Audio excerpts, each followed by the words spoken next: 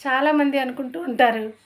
నాకే ఎందుకు ఈ బాధలు, బాధల మీద బాధలు, చాలా సమస్యల మీద సమస్యలు వచ్చేస్తూ ఉంటాయి ఒక్కొక్కళ్ళ జీవితంలోనూ.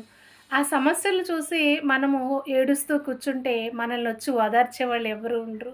మనకు సహాయం చేసేవాళ్ళు ఎవ్వరూ ఉండరు. ఆ సమస్యలొచ్చినప్పుడు, బాధల వెంబడి బాధలొచ్చినప్పుడు నిన్ను నువ్వు ధైర్యపరుచుకొని, నీకు నువ్వు ధైర్యం తెచ్చుకొని మనం బలపరుచుకోవాలి.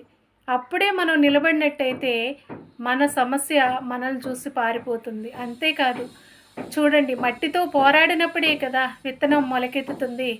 అలాగే మనం కూడా సమస్యలతో పోరాడినప్పుడే మనం కూడా విజయాన్ని పొందుకుంటాము. ఇది ఎప్పుడూ కూడా మనం ఆలోచించుకుని సమస్య వచ్చింది, బాధ వచ్చింది, దీన్ని తట్టుకోలేకపోతున్నాను అని చెప్పేసి మనం ఏడుస్తూ కూర్చోకూడదండి. మనం బాధపడుతూ కూర్చుంటే ఎటువంటి ప్రయోజనము కూడా ఉండదు. గుర్తుపెట్టుకోండి. ఎదురు దెబ్బ తగిలిన ప్రతిసారి కూడా ఏడ్చుకుంటూ కూర్చోవద్దు. కాలం గాని, జీవితం గాని నీకేదో పాఠం నేర్పించాలనే భగవంతుడు కూడా దాన్ని అనుమతించి ఉంటాడు. కాబట్టి అలాంటి ఎదురు దెబ్బలు తగిలినప్పుడు మనము కూర్చుని ఏడవడం వల్ల ఎటువంటి ప్రయోజనము కూడా లేదు. కాబట్టి దాన్ని నువ్వు తట్టుకొని నిలదొక్కుకుంటే కనుక నువ్వు తప్పకుండా నువ్వు అనుకున్న స్థాయికి చేరుకుంటావు. ఇది ఎప్పుడూ కూడా నువ్వు గమనించుకోవాలి. ఎందుకంటే నాకే తగులుతున్నాయి ఎదురు దెబ్బలు, నాకే వస్తున్నాయి సమస్యలు అనుకుంటూ ఉంటే కాలం కాస్త గడిచిపోతుంది తప్ప నువ్వేమి చేయలేవు. కూర్చొని ఏడవడం వల్ల కూడా ప్రయోజనం అనేది ఉండదు. అలాగే 10 మందితో దాన్ని షేర్ చేసుకోవడం వల్ల ఏమీ ఉండదు. ఎన్నో అవమానాలు వస్తూ ఉంటాయి. ఎన్నో అపనిందలు నీ మీద వేస్తూ ఉంటారు. కాబట్టి ఎవరి దగ్గర నువ్వు డిస్కస్ చేయనవసరం లేదు. కాబట్టి నిన్ను నువ్వు నమ్ముకోవాలి. నీ ఆత్మస్థైర్యాన్ని పెంపొందించుకోవాలి. నువ్వు నిలబడినప్పుడు కాలమే నీకు గొప్ప విజయాన్ని ఇస్తుంది.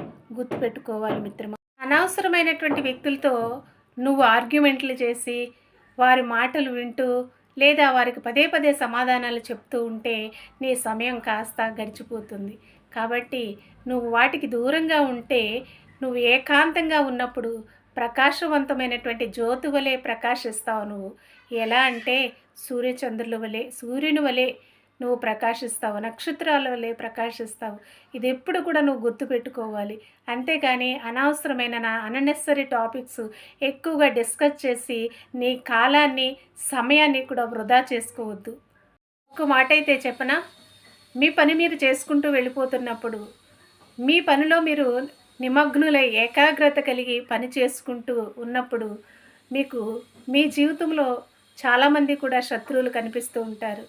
ఏదో ఒకటి మీ మీద వెయ్యాలని లేదా మిమ్మల్ని మరి ఏదో ఒక మాట అనాలని చూస్తూ ఉంటారు. అలాంటి వాళ్ళని మీరు ఎప్పుడూ కూడా పట్టించుకోవద్దు. ఎందుకంటే నీ పనిలో నీవు నైపుణ్యత కలిగి ఉన్నావు కాబట్టి, నీ పనిలో ఏకాగ్రత కలిగి ఉన్నావు కాబట్టి వారు నిన్ను చూసి ఓర్వలేక అసూయతో ఏదో ఒకటి అనాలని, ఏదో ఒకటి మాట్లాడాలని అంటూ ఉంటారు. అలాంటి వాళ్ళని ఏమాత్రము కూడా పట్టించుకోవద్దు. ఎందుకంటే నిన్ను వాళ్ళు ఎప్పటికీ కూడా రీచ్ అవ్వలేరు. అందుకని చెప్పేసి నీ యొక్క ఎదుగుదలను చూసో లేదంటే నీ పనిలో ఉన్నటువంటి మరి నైపుణ్యతను చూసో ఓర్వలేక అసూయ పడుతూ ఉంటారు. ఇలాంటి అసూయపరులు చాలా చోట్ల ఉంటూనే ఉంటారు. కాబట్టి నువ్వు మాత్రం అలాంటి వారిని పట్టించుకోని అవసరం ఏమాత్రము కూడా లేదు మిత్రమా. ఇది నువ్వు గుర్తుపెట్టుకుని ముందుకు సాగిపోయినట్లయితే నీ పనిలో నువ్వు గొప్ప విజయాన్ని సాధిస్తావు. ఇది ఎప్పటికీ కూడా మర్చిపోకూడదు. ఇది ప్రతి ఒక్కరి జీవితంలోనూ కూడా ఎదురయ్యేటటువంటి పెద్ద సమస్య. ఇది ఒక సవాలుగా ఉంటుంది మనకి. అనేక సార్లు మనం దీన్ని చూసి ఆలోచించినట్లయితే కనుక గుర్తుపెట్టుకో మిత్రమా. ఒక మాట చెప్పనా, తలలో విషాన్ని దాచుకున్న పామునైనా నమ్మొచ్చేమో కానీ మరి మనసు నిండా విషాన్ని నింపుకొని పైకి ప్రేమగా నటిస్తూ మాట్లాడే అవకాశవాదులను మాత్రం చాలా జాగ్రత్తగా ఉండాలి. వీళ్ళ ఎడల వీరిని ఏమాత్రము కూడా ఒక కంటి కనిపెట్టుకుంటూనే ఉండాలి మనం. జాగ్రత్త సుమ.